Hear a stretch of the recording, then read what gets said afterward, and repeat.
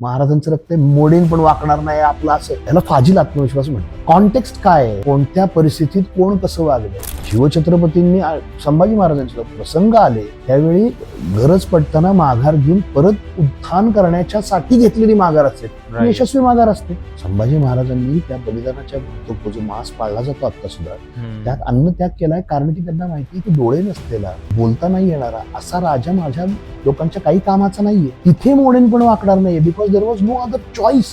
माघार घेणं म्हणजे चुकीचं आहे, हाच मुळात चुकीच्या गोष्ट शिकवली जाते आपल्याला. घरी बघा तुम्ही, कामवाली ताई 2 दिवस येणार नाही बरं का, बायको गयावया करते, नका असं करू मावशी.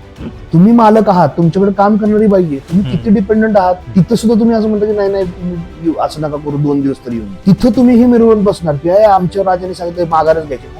काय बोलताय, म्हणजे इतिहासाच्यातून जर तुम्ही तुकडे काढून मनाला वाटेल तसा अर्थ घेऊन जर पुढे गेलात तर ते